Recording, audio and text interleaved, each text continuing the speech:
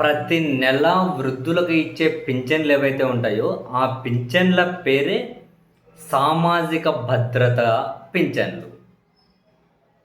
అవి సామాజిక భద్రత కోసం, అంటే వృద్ధుల కనీస అవసరాల కోసం, తిండి, మందులు, ఇతర ఖర్చుల కోసం, వాళ్ళ జీవన భద్రత కోసం ఇచ్చే పింఛన్.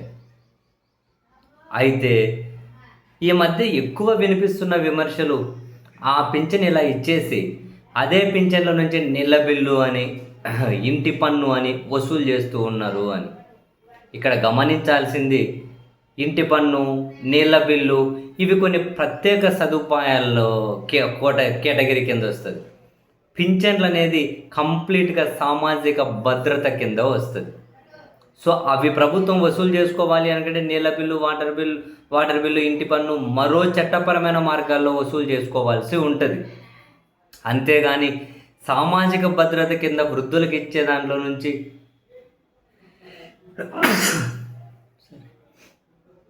ఈ వృద్ధులకు ఇచ్చే దాంట్లో నుంచి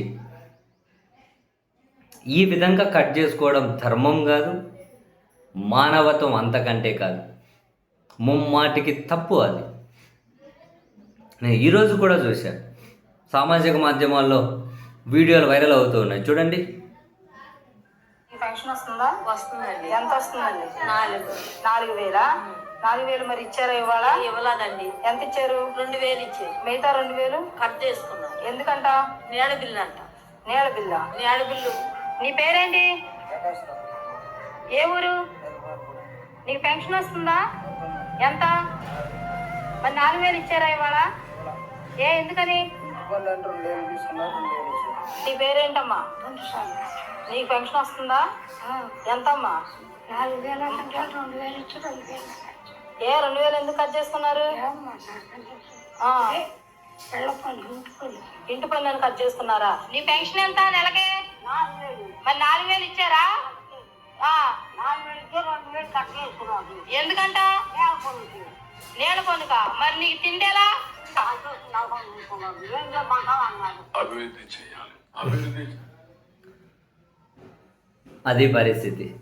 పింఛన్ ఇచ్చారట, ఇచ్చిన దాంట్లో మళ్ళీ 2,000 కట్ చేసుకొని నీళ్ళ బిల్లు, ఇంటి పన్ను అంటున్నారట. తప్పు. వాస్తవానికి చంద్రబాబు నాయుడు గారి ప్రభుత్వం వచ్చిన తర్వాత ఒక్క కొత్త పింఛన్ కూడా ఇవ్వలేదు అని విమర్శలు ఎదుర్కొంటున్నారు. ఇవ్వలేము, సింగిల్ కొత్త పింఛన్ కూడా. అండ్ పింఛన్లు ఇప్పటికే కొన్ని లక్షల మంది కట్ చేశారు అన్న విమర్శలు ఉన్నాయి. పైగా ఇట్లా ఇచ్చే వాళ్ళకు కూడా సామాజిక భద్రత కింద ఇచ్చేది. వాళ్ళకిచ్చే దాంట్లో నుంచి నీళ్ళ బిల్లు, ఇంటి పన్ను కట్ చేయడం ఏంటి? మరో మార్గంలో వసూలు చేసుకోండి, మరో మార్గంలో వసూలు చేసుకోండి. పింఛను పట్టుకొని ఇవ్వమని చెప్పింది ఎవరు? ఇది దుర్మార్గం, అమానవీయం, అధర్మం. ఇది this is not at all fair.